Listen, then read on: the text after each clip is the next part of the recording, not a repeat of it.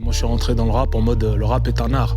Aujourd'hui, des fois, on a l'impression que c'est un air. Les jeunes ont l'air fascinés par toutes ces séries, sicarios, narcotrafiquants, etc. Alors que les mecs, ils te font des 12 piges, des 20 piges pour des affaires au Venezuela, en Colombie, pour des histoires de tonnes et de tonnes, tu vois. Je reçois beaucoup de messages du genre « Ouais, tu nous as éduqués ». Je dis « Oh là, doucement, c'est vos parents qui vous ont éduqués ». Moi, c'est plus que de la musique que je fais, je parle.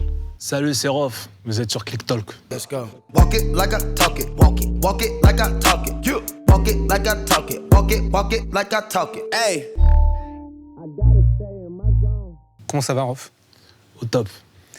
Je crois qu'on n'a pas besoin de te présenter, mais je vais quand même donner quelques infos. T'as 44 ans, 25 ans de carrière, et à la date d'aujourd'hui, t'es le seul rappeur français à avoir sorti un album solo à la fois dans les années 90, dans les années 2000, dans les années 2010 et dans les années 2020. Ah, tu me rajeunis pas, là. Ah, ça va, 25 ans de carrière, 44 ans, ça va. Le dernier album qui en date, c'est le 10e, il s'appelle Grand Monsieur. On aura tout de suite un extrait qui s'appelle lui aussi Grand Monsieur, GM10. Persona non grata comme un falacha, violent comme sous Rapta, premier arrachage. Toujours pas vendu, rap de rachat. Sur les épaules du game comme un manager. Comme CR7, j'ai mes petits Morata. Regard noir, le cœur blanc comme une burrata. Le temps remet les rois sur leur trône, au calme, les clowns regagnent leur cirque de Zavata. T'es une bombasse, pas les couilles, je veux une première dame. J'ai dû couper des ponts longs comme Manhattan. Ces derniers temps, t'as traversé beaucoup d'épreuves, et quand on écoute cet album, on a vraiment l'impression que, moi j'ai eu l'impression en tout cas, que t'es très apaisé. C'est le cas? Ouais, on peut dire ça. Je regarde devant moi. Voilà, tu tombes, tu te relèves. La vie m'a appris que ça. T'es dans quel état d'esprit aujourd'hui, justement? Non, positiver, aller de l'avant, transmettre mes expériences, mon mental, ma mentale, mon état d'esprit, qui est pratiquement resté le même, en fait. Sauf que, voilà, on évolue. Je voudrais revenir sur le début de ta carrière, à ta première apparition sur disque, sur un projet que j'aime beaucoup, c'était en 1996, c'est un album qui s'appelle Guet-apens, par deux membres d'Expression Directe qui s'appellent Woody et le TIN. On va écouter un extrait de ta première apparition sur disque en 1996. Pas de fausse supposition, Waf ne file pas, touche pas la meca. Je rêve de défouraille, tous les vendeurs de meca. Sinon pas ça, crois-moi, je me préfère comme ça. Je bosse pour mon compte, je serai pour la caisse de l'État. T'étais dans quel état d'esprit au tout début, quand tu fais ton premier morceau? Ah, j'étais plus performeur, freestyle. Ouais, c'est l'époque qui voulait ça aussi. Il fallait prouver que voilà, qu'on maîtrisait cet art. Parce que moi, je suis rentré dans le rap en mode le rap est un art. Aujourd'hui, des fois, on a l'impression que c'est un air, pas un art. Tu vois. Et en fait, ça n'a pas bougé. J'ai gardé le même état d'esprit. Et pour moi, l'art passe avant les chiffres. Si tu pouvais reparler au Ousni de cette époque, de 1996, est-ce que tu aurais des choses à lui dire? Bah, je dirais, change rien. Parce que si tu changes, forcément, tu me retrouveras pas où je suis aujourd'hui. Ouais, peut-être, à la limite, j'aurais dit évite un tel. Voilà, crois pas en lui, fais pas ci, fais pas ça. Mais bon, en même temps, si les regrets te déchirent, il manque une page à l'histoire, comme j'ai dit dans Dounia. Dans ton album, ouais. Donc, c'est bien de faire des erreurs aussi. T'apprends des erreurs. L'extrait qu'on vient d'écouter de ton morceau sur Guet-apens, j'ai volontairement pris ce passage-là, parce que c'est un passage dans lequel tu dis faut pas toucher aux drogues dures. Et je rêve de défouraille tous les vendeurs de drogues dures. Et aujourd'hui, les drogues dures, dans le rap, surtout le rap français, c'était banalisé. Toi, quel regard tu portes sur ça? C'est clair qu'à l'époque, c'était tabou. Les gens qui vendaient de la cam à l'époque se faisaient limite chasser des quartiers. On disait ils vendaient la mort. Parce que t'avais pas mal d'anciens qui étaient là, allongés dans les halls, et caniveaux, morts, décédés, overdose et tout. Donc ça laissait des mauvais souvenirs. C'était vraiment dramatique à l'époque. Tout le monde diabolisait ce fléau. Et du coup, les années passent et c'est devenu une espèce de, je sais pas, de normalité, de mode. Et d'ailleurs, les gens aujourd'hui en sont fiers. Alors qu'avant, les gens s'en cachaient par rapport à la famille, par exemple, pour l'image de la famille, parce que c'était pas bon pour des parents de savoir que leurs enfants vendaient de la drogue. C'était pas bon pour l'image, pour le voisinage, le quartier, etc. Aujourd'hui, les jeunes n'en ont plus rien à cirer. Et le scande tout haut dans les clips, le montre, le snap. Tu vois, donc si tu veux, voilà, c'est pour ça que j'écris valeur inversée. Tout s'est inversé en fait. Alors qu'il n'y a pas de quoi être fier de faire ça, quoi. À la limite, à l'époque, les gens bicravaient, enfin dealaient pour survivre, comme disait Express D. Et c'était pas pour le crier sur tous les toits en mode je suis fier. Aujourd'hui, avec les séries de sicarios, de narcotrafiquants, Pablo Escobar, etc., c'est limite glorieux, tu vois. C'est là où je trouve ça débile, alors que c'est que du commerce.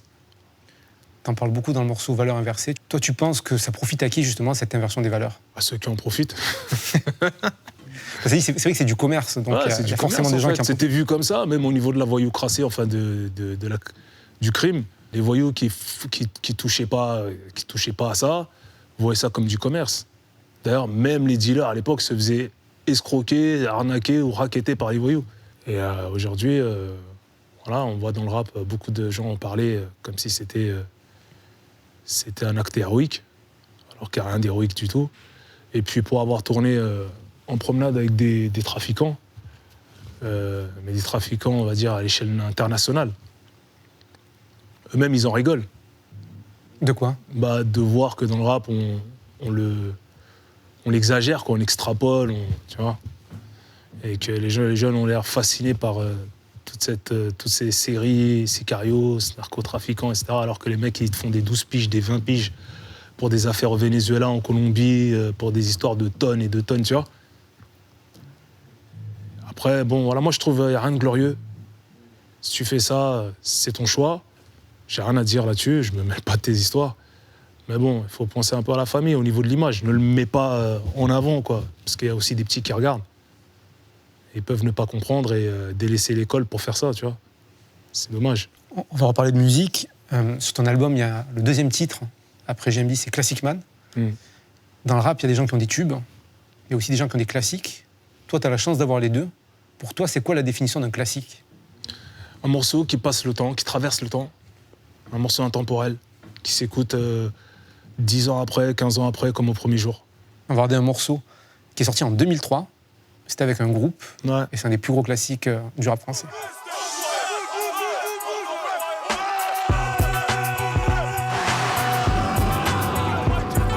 Pour ceux qui bougent, pas pour ceux qui chient dessus, qui savent, même quand les peu quoi ça marcher dessus. Pour nos sœurs qui seront les mères de demain, wesh wesh cousin, mafia quelqu'un, pour les calouches, les harbouches, les manouches, hors galouche. Hardcore même quand ça galoche, pour les cas sociaux qui font des fautes sur les murs, qui ont des lacunes, pour les Touaregs, les pirates du bitume. Alors chez Click, on a une émission qui s'appelle Click and Chill, dans laquelle on demande à des artistes de proposer des clips qui les ont marqués. Et pour ceux, c'est le numéro 1 de toutes les playlists. C'est le clip qui a été le plus demandé par tous les artistes qu'on a reçus. Ça m'étonne pas. Quand on en parle avec Kim Chapiron et Romain Gavras, qui ont réalisé ce clip, ils disent que l'idée de base, c'était de faire un clip de Kairam avec des Kairas qui rigolent. T'as des anecdotes ou t'as des images qui te reviennent. Moi, je rigolais pas, j'étais à fond dedans. Ah ouais, j'ai vu. J'étais sérieux. Bon, à un moment, je souris quand je suis chez l'épicier, avec la caméra accrochée sur moi, comme ça, c'était assez drôle. C'est une belle expérience. Bon, voir les quartiers comme ça aussi déchaînés, mais toujours dans une bonne ambiance, tu vois. Pas de violence, rien d'hostile. Oui. On va dire que voilà, les quartiers étaient contents d'être filmés avec un gros morceau, un gros titre comme ça. C'était une première. Et puis c'est la première fois qu'on voyait autant de roues arrière dans un clip. C'est vrai. Non, franchement, le jour où je l'ai vu, parce que en fait, j'ai pas assisté à toutes les scènes. J'ai juste assisté à la scène à la cité d'Arbus de Joinville. Quand je l'ai vu, j'étais choqué. J'ai fait, il va se passer quelque chose. En plus, le clip, il se distribuait par DVD, comme ça. Donc, C'était un des premiers clips aussi que les gens... Il faut resituer, à l'époque, il n'y avait pas YouTube, il n'y avait pas Dailymotion. ouais. Les gens envoyaient même le fichier sur les réseaux, ça s'envoyait par mail, il y avait des trucs... ouais. C'était incroyable, ouais. Aujourd'hui, c'est un morceau que tu joues encore? Quand je le joue sur scène, crois-moi, c'est le bordel. Tout s'effondre. C'est le bordel. Et je suis toujours étonné de voir les nouvelles générations le connaître. Des générations comme ça, l'impression qu'ils étaient là, qu'ils l'ont vu naître. Et en fait, non, c'est une transmission avec leurs grands frères, avec les grands de leur quartier, pour ceux. C'est quoi les autres morceaux que tu fais en live qui provoquent le plus de réactions? En mode victoire, en mode je rappe mieux que toi, en mode gros son, au même caractère que moi, en mode je rappe trop bien. Mais faites le flow, les MC, ouais, je vous êtes combien? Ouais. Testament. Je pense à la mort constamment, c'est le dernier testament, rédigé consciemment, fait comme si j'étais mort récemment. Je rappe pas hardcore pour fasciner les bourgeois, comme les autres rabat-joie, évite de me faire marquer devant les gens, car ta joie. La puissance. La puissance, c'est que j'arrive sans la rage de vivre.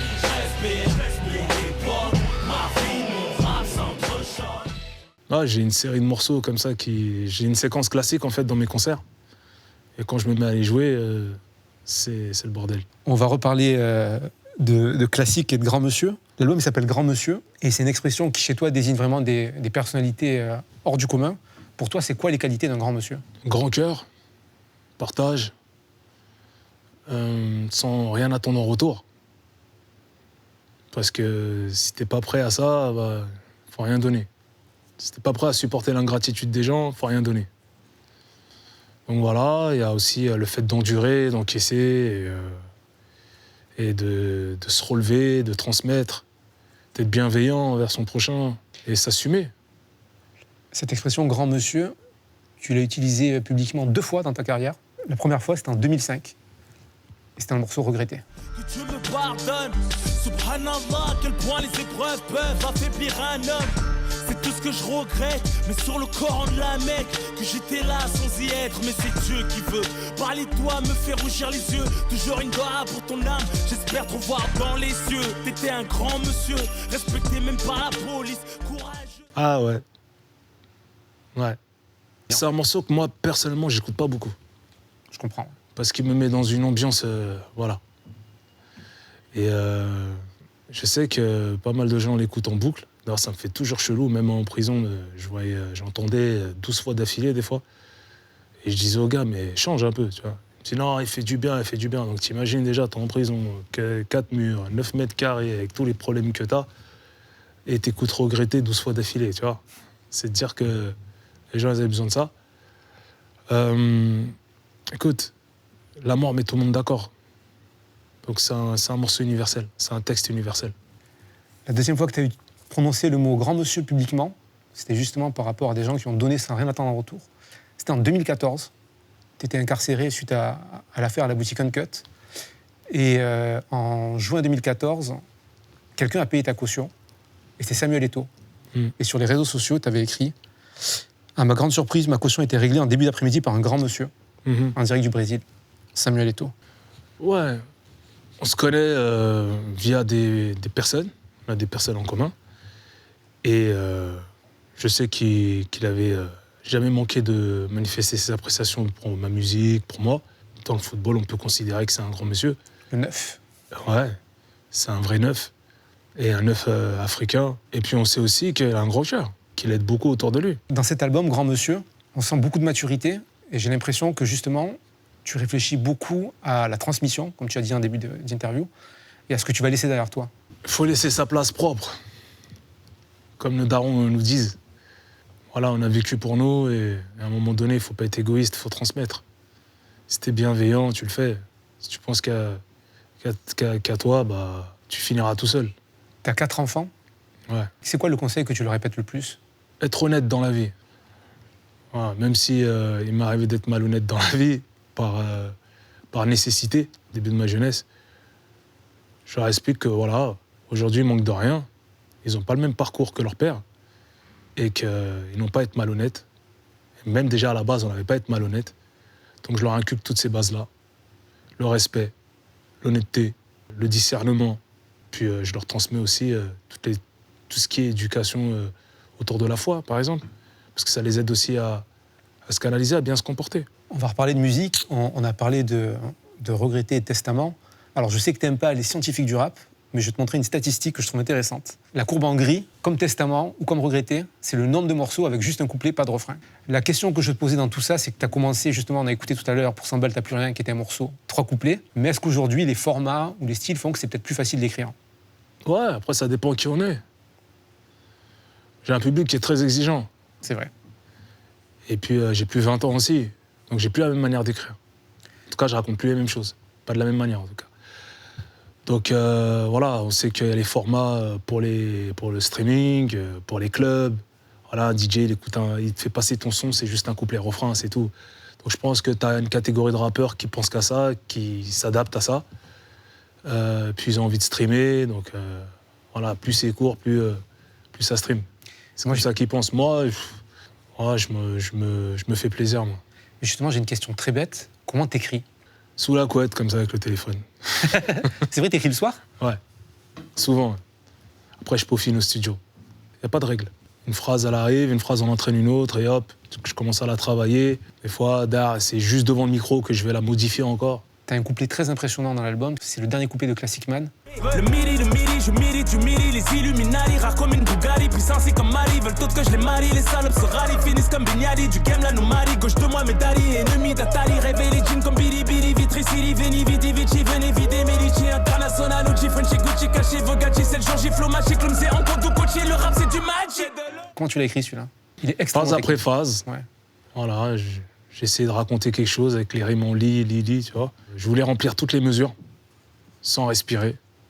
Au début, 4 mesures, 8, 12, 16. Je me suis dit, bon, allez, c'est parti pour une performance. Comme je suis un coureur, je cours beaucoup. Ça va, j'ai du souffle. T'as du souffle. Ouais. Donc j'ai réussi à gérer, quoi. Mais il fallait garder la tonalité, le ton et l'interprétation en même temps. Et le sens surtout. Ouais. Le sens, ouais, faut pas raconter de la merde. Ouais. Donc ça va, j'ai réussi à gérer. T'es apparu dans la saison 2 de Validé. Tout le monde te parle d'une scène que t'as avec Bosch, mais moi, c'est pas la scène qui m'a le plus marqué dans ton apparition. Ce qui m'a marqué, c'est les scènes où on te voit propriétaire de studio dans le 94, en train de produire des gens. Ouais. C'est quelque chose que j'ai fait longtemps et que je compte refaire. Mais il fallait que je sorte Grand Monsieur d'abord. Parce que, voilà, comme tu sais, j'ai eu des déboires judiciaires. Et une fois que c'est passé, bah, voilà, il fallait que je sorte cet album pour ensuite retrouver mes marques et pouvoir reprendre justement cette activité que je menais déjà en 2009, 2010, 2012, même depuis 2006 même. Toi, tu suis un peu, justement, tu repères des jeunes qui rappent, des compositeurs, des... Ouais, j'ai signé des compositeurs. Ouais. Il y a Radon Win, qui a pas mal produit dans l'album. Il a au moins 6-7 titres. Jeune, il doit avoir 21 ans. Ah ouais? Ouais. Comment tu les découvres? C'est eux qui t'envoient des sons, tu regardes, on te propose des choses? Ouais, on m'envoie des sons, on me propose, j'écoute. J'arrive à juger j'arrive à m'assimiler à tout ce qui se fait aujourd'hui, assez rapidement. Et puis voilà, j'arrive à sentir le truc. Je dirais, lui, il est fort, lui, il est original. Lui, il a une touche old school, new school, c'est cool, je m'y retrouve. Dès que je sens le truc, je signe. Pour toi, ça représente quoi, le rap? T'as dit au début que c'était un art. Qu'est-ce que ça représente pour toi, au-delà d'un art? C'est un exutoire pour moi. Ça m'a permis de bien exprimer qui j'étais, ce que je traversais. Ça a permis à pas mal de gens de s'identifier. Je reçois beaucoup de messages du genre « Ouais, tu nous as éduqués ». Je dis « Oh là, doucement. C'est vos parents qui vous ont éduqués. » Mais voilà, le fait qu'ils pensent ça, de moi, ça fait plaisir. Je pense que c'est un miroir aussi, un miroir de la société, du monde. C'est un curseur aussi. Ça permet aux gens de voir où en sont les banlieues, les quartiers. C'est un haut-parleur, c'est un sac de boxe parce qu'on se défoule aussi dedans. Moi, c'est plus que de la musique que je fais, je parle. Des fois, on me dit « Ouais, tu pourrais pas juste faire du rap soft, on s'en fiche, voilà. » C'est quoi du rap soft? Ouais, genre, t'envoies pas forcément des messages, pas forcément être conscient, tu vois, juste pour s'amuser, du divertissement. Aujourd'hui, tout n'est que vanité et divertissement. Limite raisonner, ça sonne too much. Tu vois? Je dis « Ouais, mais tu peux envoyer des beaux messages sur des sons qui bougent, comme j'ai toujours fait d'ailleurs. » Et ce qui m'étonne aujourd'hui, c'est qu'on en est à un point où on te sort « Ouais, ce que tu fais, c'est pas creux. Ce que t'écris, c'est pas creux. » Ça surprend aujourd'hui d'avoir du fond. T'en parles dans Valeurs inversées, justement, de ça, que... Ouais, que le vrai sonne faux, le faux sonne vrai. Mais c'est vrai. Aujourd'hui, limite, être vrai, c'est peut-être trop pour aujourd'hui. Sur ton album, il y a un morceau qui s'appelle « Trop d'histoire ». Tu parles d'une anecdote qui t'est arrivée le soir des trophées du hip-hop. Je vais laisser les gens découvrir ce qui se passe dedans. Je vais te poser une question que les Américains posent toujours au moment des awards et autres. Les Américains, ils aiment bien demander « C'est quoi ton top 5 des rappeurs ?» Toi, ce serait quoi ton top 5 des rappeurs français hors toi? Hors moi, Hors toi. faut bien préciser, hors moi. C'est dur. Je dirais Laura, Kerry James, Ali Lunatic, Lino. Il t'en manque un dernier. Il manque un dernier. Une dernière. Akhenaton. Liste de classiques qui honore le fond et la forme. Après, bien sûr, on aurait pu mettre Oxmo, tu vois, il y en a d'autres. Hein. Pas faire des jaloux. Bah écoute, c'est une très bonne liste. Sans conteste, je fais partie de la liste des Hall of Fame,